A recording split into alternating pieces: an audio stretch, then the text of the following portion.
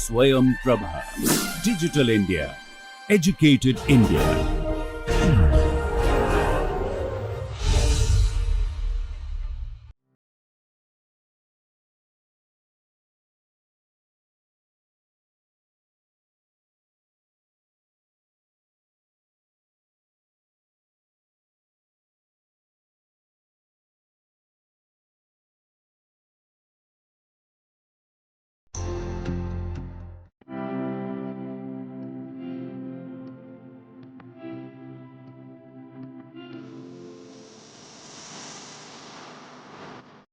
வணக்கம். இப்போ என்ன பார்க்க போகிறோன்னா, image of the intersection of two subsets of the domain. அதாவது டொமைனில் இருக்க ரெண்டு செட்டோட இன்டர்செக்ஷனோட இமேஜ். போன கிளாஸில் என்ன பார்த்தோம் அப்படின்னா, இதான் பார்த்தோம். Let f from x to y be a function. Okay, then for any a comma b subsets of x, f of a intersection b subset of f of a intersection f of b. இதான் பார்த்தோம். நமக்கு இது ஈக்குவலாக இருக்கான்னு தெரியணும்னு நினச்சோம். சரியா? இது தெரிஞ்சுக்கிறதுக்கு என்ன பண்ணணும்? ஓகே, இப்போது இதோட இது ஈக்குவலாக இருக்கணும்னா இது வந்து இதில் சப்செட்டாக இருக்குமா அப்படின்னு பார்க்கணும். ஸோ அது என்ன நினைக்கிறோன்னா, we want to know if is f of a intersection f of b subset of f of a intersection b அப்படிங்கிற கேள்வி வருது. இந்த கேள்வியை ஆன்சர் பண்ண ட்ரை பண்ணலாம். ஓகே, இதில் ஒரு y எடுத்துக்கலாம். y belongs to f of a intersection f of bன்னு ஆரம்பித்தா இது இங்கே இருக்குமா அப்படிங்கிற கேள்வி வருது. அப்படின்னா என்ன அர்த்தம்னா, y இங்கே இருக்கிறதுக்கு என்ன அர்த்தம்? there exists x belonging to x1 belonging to a such that see y belongs to இந்த ரெண்டுலேயுமே இருக்கும், இதுலேயும் இருக்கும் இதுலேயும் இருக்கும். ஸோ இதில் இருந்துச்சுன்னா என்ன அர்த்தம் அப்படின்னு எழுதுகிறேன். such that f of x1 equals y அப்படின்னு வரும். அப்போது இதில் இருக்கிறதுக்கு என்ன அர்த்தம்? there exists x2 belongs to b such that f of x2 equals y.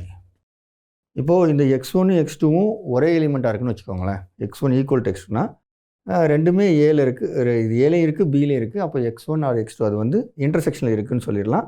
அப்போ இது என்ன சொல்லிடலாம்? y belongs to f of a intersection பின்னு சொல்லலாம். ஆனால் இந்த x1 x2 வேறு வேறு எலிமெண்ட்டாக இருந்துச்சுன்னு வச்சுக்கோங்களேன், எனக்கு a இன்டர்செக்ஷன் பியில் இருக்கான்னு தெரியாது. அதாவது இது a இது b இன்டர்செக்ஷன் இருக்கான்னு தெரியாது. x1 இங்கே இருக்குது, x2 இங்கே இருக்குதுன்னு வச்சுக்கோங்க. எனக்கு இப்போது இன்டர்செக்ஷன்லேருந்து ஒரு எலிமெண்ட் இருந்து அதோட இமேஜாக ஒய் இருக்கான்னு தான் பார்க்கணும். அது முடியல. பட் அப்போது வேறு ஏதாவது அட்ஜஸ்ட் பண்ணால் முடியுமா அப்படின்னு பார்க்கணும். ஸோ முதல்ல இந்த இதில் என்ன அப்சர்வேஷனாக, சப்போஸ் இந்த செட்டில் x1 மட்டும் இருக்குது, இந்த செட்டில் x2 மட்டும் இருந்துச்சுன்னா இது நடக்காது இல்லையா? Okay, assume this a equal to x1 and b equals x2. அப்படி இருந்துச்சுன்னா என்ன அர்த்தம்? x1 not equal to x2. அப்படி இருந்தால் என்னாகும்? ஏ இன்டர்செக்ஷன் பி வந்து எம்டி ஆகிடும். அப்போ என்ன அர்த்தம்? இந்த ரெண்டுமே இருக்கும். ஓகே, ஆனால் இது நடக்காது. புரியுதா உங்களுக்கு? ரைட். ஸோ அதனால் என்ன நடக்கணும்னா, சம்திங் எல்ஸ் ஷுட் ஹேப்பன். வேறு என்ன நடந்தால் நமக்கு இது வரும் அப்படிங்கிறத பார்க்கணும். ஸோ இங்கே பாருங்கள், இதில் என்ன நடக்குது? I have f of x1 equals f of x2 equals y. ஏன்னா ரெண்டுமே ஒய்க்கு ஈக்குவலாக இருக்குது, அதனால் இந்த ஈக்குவாலிட்டி எழுதலாம். நம்ம என்ன ஆரம்பிக்கிறோம்? x1 not equal to x2 ஆரம்பிக்கிறோம், இப்படி வந்துருச்சு. அப்போ என்ன அர்த்தம்?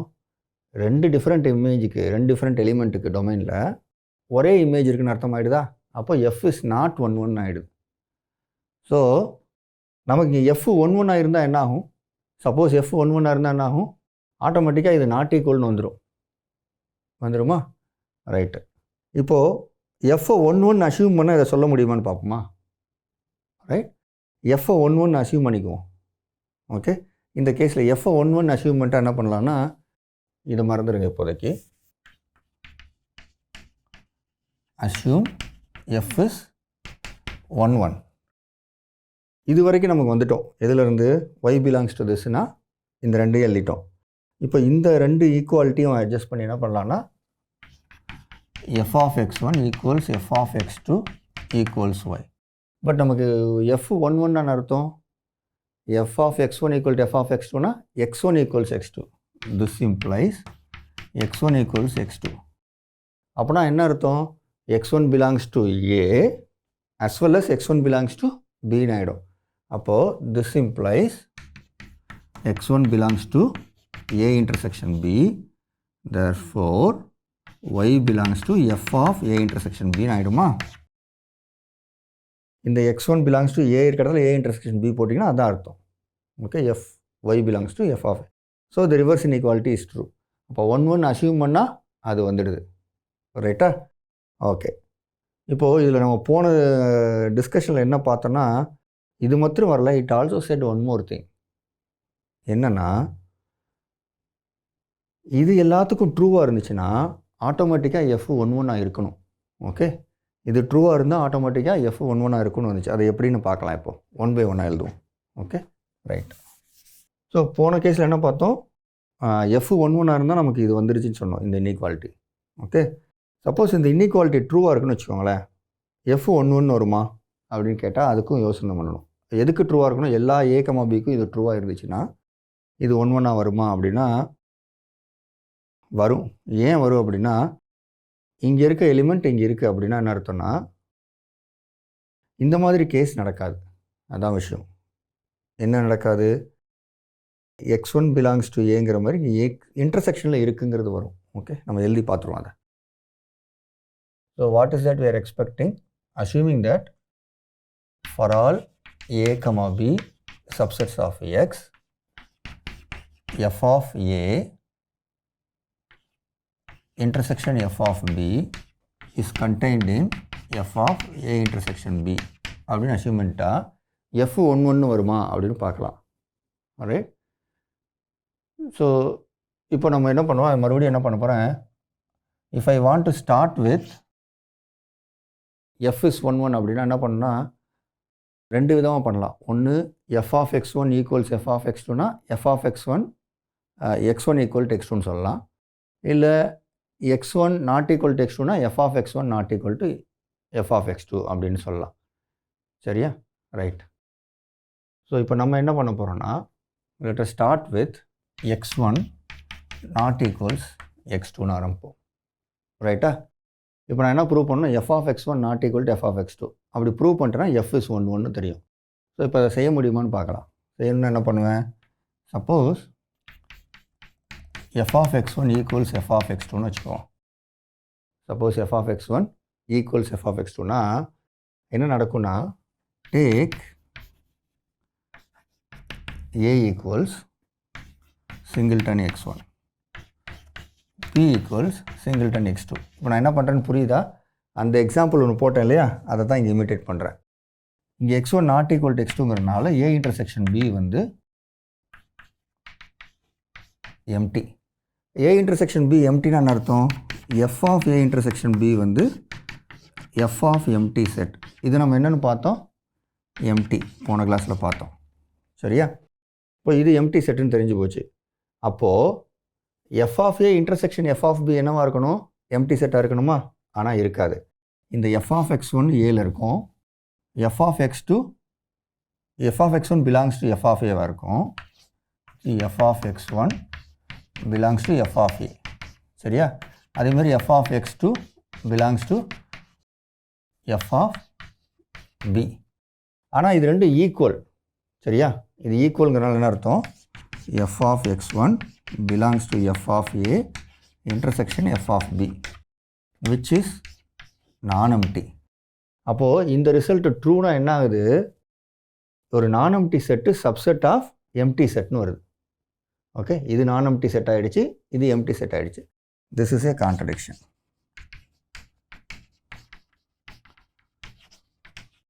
எதுக்கு கான்ட்ரடிக்ஷன், இப்படி நம்ம அசீவ் பண்ணணும். சப்போஸ் இப்படி இருந்தா அப்படின்றது கான்ட்ரடிக்ஷன். அப்போ என்ன ஆகும், இது நடக்கக்கூடாது. அப்போ நம்ம என்ன தெரியும், இது தப்புன்னு என்ன அர்த்தம், திஸ் இஸ் நாட் ஈக்குவல். இது நாட் ஈக்குவல் என்னது, whatever x1 not equal to x2 you started with, f of x1 not equal to f of x2 கிடச்சிருச்சு. அதனால f is 1 1 அப்படின்னு தெரிஞ்சிருச்சு. ஓகே, ஸோ இப்போ நம்ம என்ன கன்க்ளூட் பண்ணலாம் இதை வச்சுட்டு? let f from x to y be a function. Okay, then f is injective, injective na 1 1, injective if and only if for all a comma b subsets of x, f of a intersection f of b equals f of a intersection b. கரெக்டா? Equality எழுதிடலாம். Okay, so அப்போ இதுக்கு proof எப்படி எழுதுவோம்? ரெண்டு விதமாக எழுதணும். முதல்ல f11 அசியூமெண்ட்டு இதை ப்ரூவ் பண்ணலாம், அடுத்து இதை அசியூமெண்ட்டு அதை ப்ரூவ் பண்ணலாம். Okay, so suppose f is 1 assume பண்ணிப்போம். நம்ம என்ன பண்ணோம்? இதை ப்ரூவ் பண்ணோம். இதை ப்ரூவ் பண்ணோன்னா let a comma b be subsets of x அப்படின்னு ஆரம்பிப்போம். இதை ப்ரூவ் பண்ணுறதுக்கு இந்த f of a intersection b subset of this already தெரியும். ஓகே, அது எப்படி எழுதுவீங்க? we know that f of a intersection b is subset of f of a intersection f of b. இது நமக்கு தெரியும். இப்போ என்ன ப்ரூவ் பண்ணணும்? The other way round. So எங்கேருந்து ஆரம்பிப்பீங்க? let y belongs to f of a intersection f of b ஆரம்பிப்பீங்க. சரியா? இது என்ன பண்ணணும்? இந்த y belongs to f of a intersection b ன்னு சொல்லணும் இல்லையா? ஸோ என்ன பண்ண போகிறீங்க? there exist therefore, இந்த இடத்துல therefore நான் சிம்பிளில் போடுறேன், பட்டு சென்டென்ஸாக நீங்கள் இமேஜின் பண்ணிக்கோங்க. வாசிக்கும் போது சென்டென்ஸாக வாசிங்க, அப்போ தான் அது கம்ப்ளீட் ப்ரூஃபாக இருக்கும். டெக்ஸ்ட் புக் ப்ரூஃப் எழுதிடுறேண்ணே. therefore there exists x1 belonging to a such that f of x1 equals y and there exists x2 belonging to b such that f of x2 equals y. Okay, இதில் என்ன சொல்லலாம்? that is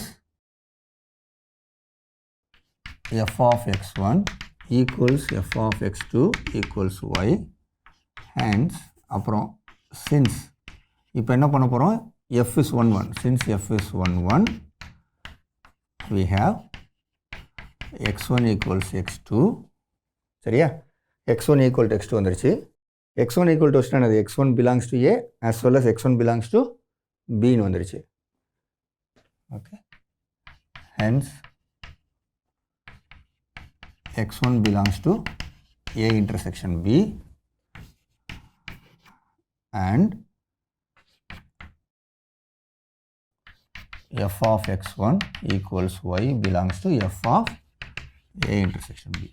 முடிஞ்சா? இப்போ நம்ம என்ன prove பண்ணிட்டோம்? Starting with y belonging to f of a intersection f of b இருந்துட்டு y belongs to f of a intersection b வந்துட்டோம்.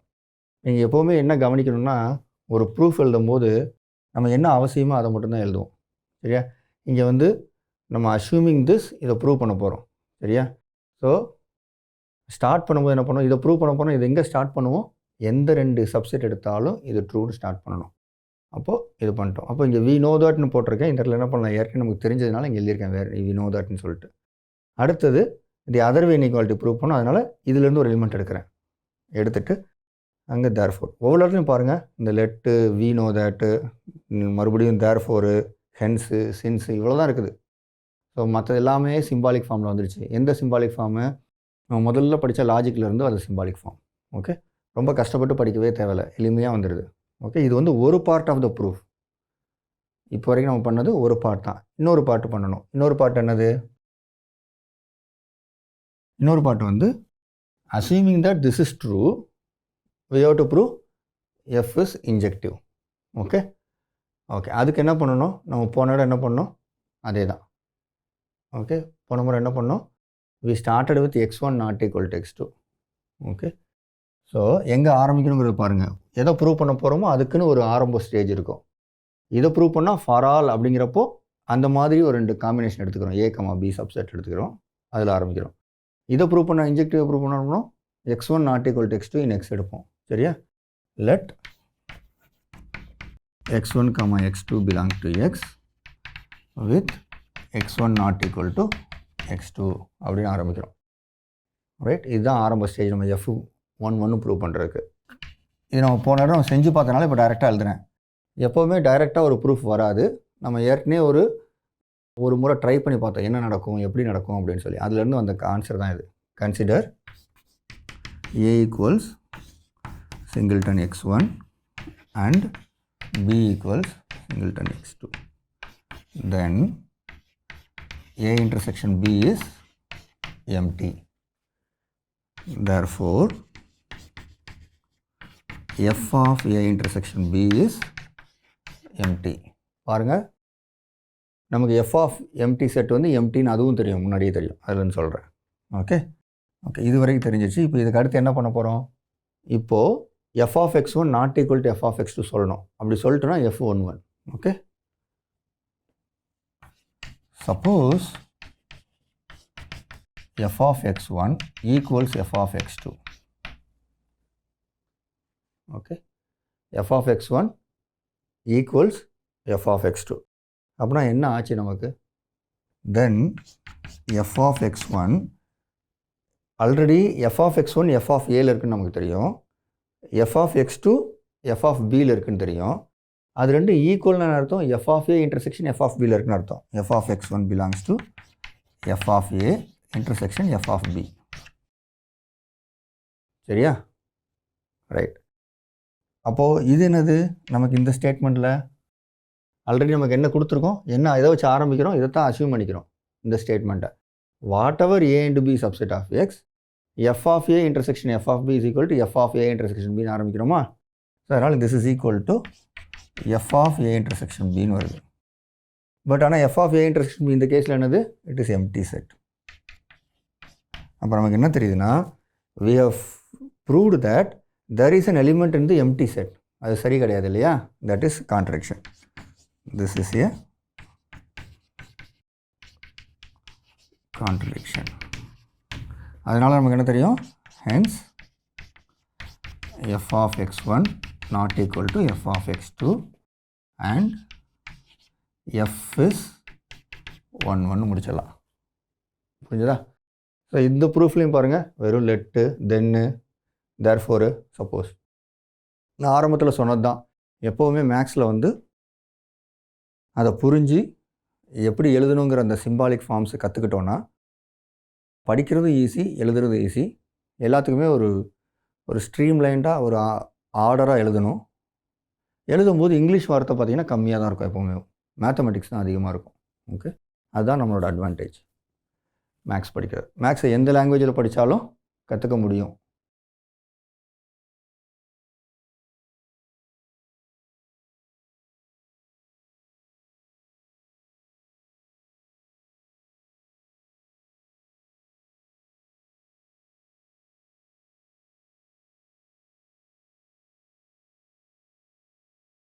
ஸோ இப்போ இந்த கேள்வி முழுசாக ஆன்சர் பண்ணிட்டோமா? ரைட். இப்போ மற்றதெல்லாம் அழிச்சிடலாம். ஸோ இன்டர்செக்ஷன் முடிச்சிட்டோம், யூனியன் முடிச்சிட்டோம். அடுத்தது என்ன கேள்வி பார்க்கலாமா? இதில் ரொம்ப முக்கியமான ஒரு விஷயம் என்ன பண்ணுறோன்னா, ஒரு பாயிண்ட்டை நீங்கள் நோட் பண்ணணும். நான் அழிச்சிட்டேன் ப்ரூஃபை, இருந்தாலும் சொல்கிறேன். இதை அச்சீவ் பண்ணிட்டு இதை ப்ரூவ் பண்ணும்போது இது எல்லாத்தையுமே நம்ம யூஸ் பண்ணல. நம்ம x1, x2 belonging to f with x x1 not equal to x1 ஆரம்பித்ததுக்கப்புறம் அந்த ஆரம்பித்த x1 x2 வச்சு ஒரு ஸ்பெசிஃபிக் செட்டு கன்சிடர் பண்ணுறேன். அது நம்ம ஏற்கனவே ஒர்க் பண்ணி பார்த்ததுனால தெரிஞ்சது. அந்த ஸ்பெசிஃபிக் செட்டை சூஸ் பண்ணுறோம் பார்த்தீங்களா? ஒரு ரிசல்ட் நம்ம கொடுத்துருப்பாங்க ஹைபாத்தசிஸில், ஃபார் ஆல்னு கொடுத்துருப்பாங்க. அப்போ ஃபார் ஆல்னா ஃபார் ஆலையுமே சில நேரம் யூஸ் பண்ண மாட்டோம். அதாவது ஃபார் ஆலுங்கிறது யூஸ் பண்ணலனாலும் ஒரு ஸ்பெசிஃபிக் செட்டை சூஸ் பண்ண நமக்கு வாய்ப்பு இருக்குன்னு அர்த்தம். Okay, for all these things this is true அப்படின்னா இதில் ஒரு ஸ்பெசிஃபிக் சாய்ஸ் எனக்கு தேவைப்படுற மாதிரி சூஸ் பண்ணிக்க முடியுது. அந்த வாய்ப்பு நமக்கு இருக்குதுன்னு அர்த்தம். அந்த வாய்ப்பை சரியாக யூஸ் பண்ணிக்கிறோம். இதுமாரி எக்ஸாம்பிள் மறுபடியும் வரும் பாருங்கள். இப்போ அடுத்து வரும் நமக்கு. ஓகே, இப்போ அடுத்த கேள்வி வந்து காம்ப்ளிமெண்ட்ஸ். காம்ப்ளிமெண்ட்ஸ்னால் என்ன அர்த்தம்னா,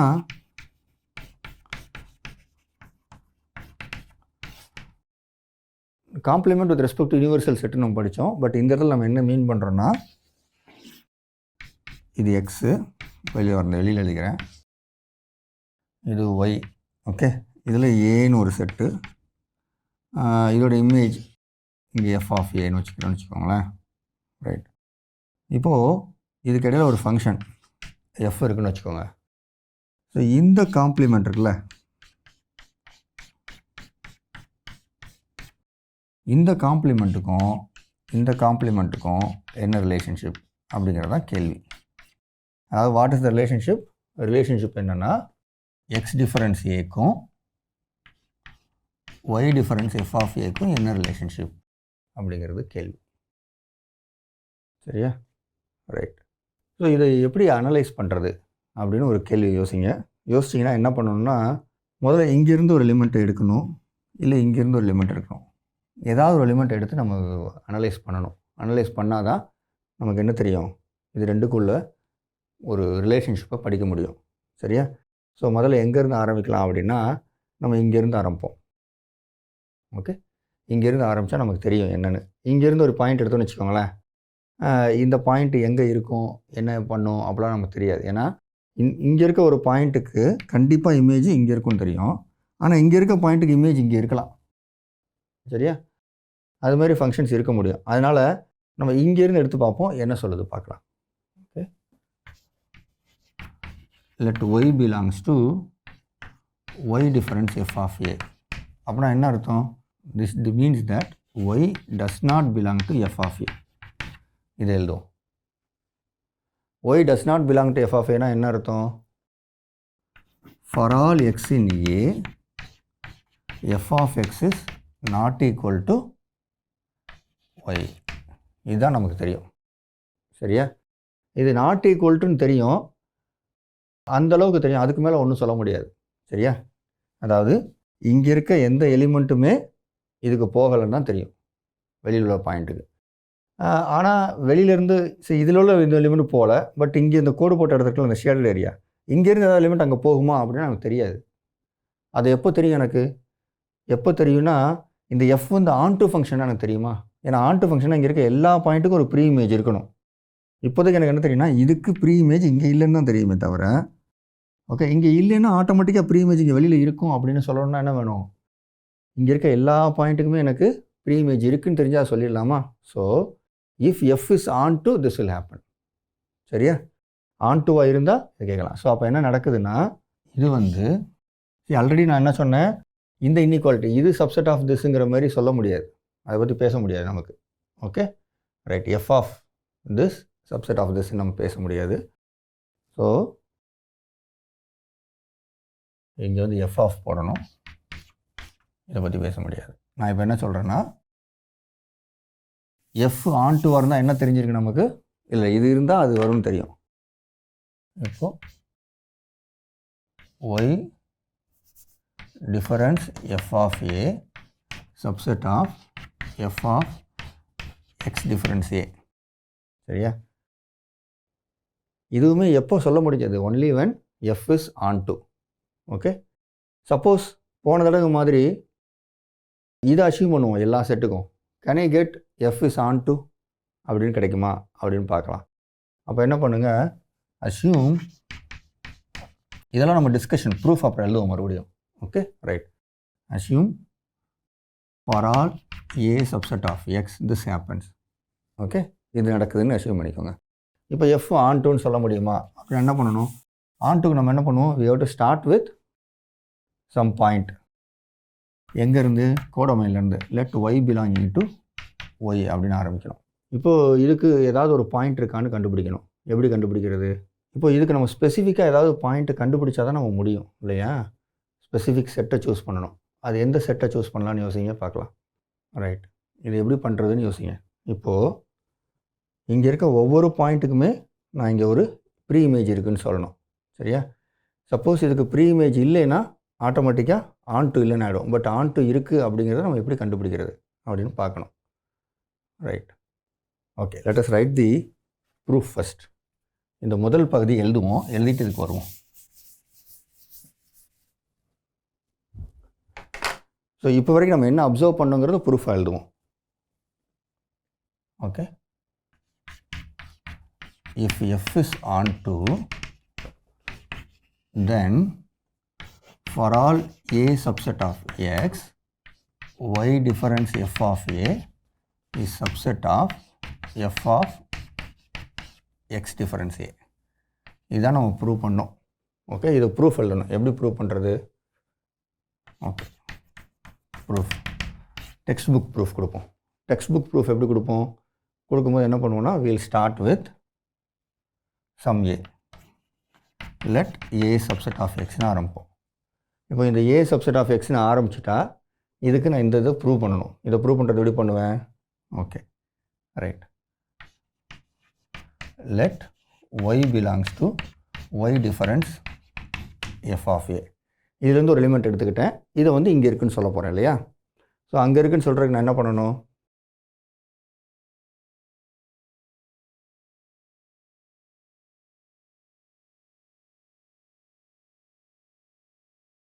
y belongs to this நான் அர்த்தம் y not belongs to f of a. Therefore என்ன தெரியும்? for all x in a, f of x not equal to y அப்படின்னு தெரியும். ஓகே, since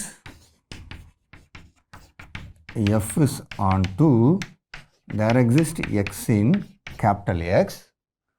X எங்கே இருக்குது? capital Xல இருக்குது. such that f of x equals y. capital Xல இருக்க ஒரு xக்கு f of x yன்னு வந்துருச்சு. ஆனால் ஏல இருக்க எந்த xக்குமே என்னாச்சு? f of x not equal to y. அப்போ where does this x belongs to? That is x belongs to x difference a. அப்போ என்ன வந்திருக்கு? there exist x belongs to x difference a such that f of x equal to y. Okay, இப்போ இதுக்கு அடுத்து and போட்டுக்கலாம், combine பண்ணிக்கலாம். and y belongs to f of x difference aன்னு சொல்லிடலாமா? Right, இதை கவனித்து பாருங்கள். ரொம்ப சிம்பிளாக இருக்குது ப்ரூஃபு. இதுதான். ஸோ இதுக்கு ப்ரூஃப் என்ன பண்ணுறேன்? ஆரம்பிக்கிற ஸ்டேஜ் இங்கே தான் ஆரம்பிக்கணும். அதுக்கடுத்து என்ன ப்ரூவ் பண்ணணும்? இதைத்தான் ப்ரூவ் பண்ணணும். சரியா? ஸோ அதனால் அங்கேருந்து ஒரு எலிமெண்ட் எடுக்கிறேன். எலிமெண்ட் எடுத்து மறுபடியும் அதோட மீனிங் எழுதுகிறேன். அந்த மீனிங்க்கு அதுக்கு ஒரு மீனிங் எழுதுகிறேன். சரியா? அப்புறம் ஒரு அப்சர்வேஷன் என்ன பண்ணுறேன்? டைரெக்டாக என்ன கொடுத்துருக்குங்கிறத இங்கே யூஸ் பண்ணுறேன். So x there exist in x such that this happen. அப்போ இந்த இடத்துல வந்து எக்ஸ் டேஷ் கூட போட்டுக்கலாம். There exist x dash. Okay, f of x dash equal to. அப்போ என்ன வந்து எக்ஸ் டேஷ் வந்து it is an element of x difference a. ஏன்னா எக்ஸ் டேஷ் வந்து எக்ஸில் இருக்குது, ஆனால் எக்ஸ் டேஷ் வந்து ஏல இருக்க எந்த எலிமெண்ட்டாகவும் இருக்க முடியாது. ஓகே, அப்போது y is an element of f of x difference a வந்துடுது. இதில் நம்ம என்ன தெரிஞ்சுக்கலாம்? this is true அப்படின்னு புரிஞ்சுக்கலாம், ஆன் டூவாக இருந்தால். இப்போ நான் என்ன கேள்வி கேட்கணுன்னா, அடுத்தது இது இருந்தால் ஆன் டூ இருந்தால் இது வந்துருச்சு, இது இருந்தால் எஃப் ஆன் டூவாக இருக்குமா அப்படிங்கிற கேள்வி பெண்டிங் இருக்குது. அந்த கேள்வி அடுத்த கிளாஸில் பார்ப்போம். அது ரிலேட்டடாக சில ப்ராப்ளம்ஸும் நம்ம அடுத்த கிளாஸில் போடுவோம். சரியா? எப்போவுமே நான் ஒன்று போட்டால் அது ரிலேட்டடாக உள்ளதை நீங்களே ட்ரை பண்ணி பாருங்கள். நெக்ஸ்ட் கிளாஸில் மறுபடியும் மீட் பண்ணுவோம். நன்றி, வணக்கம்.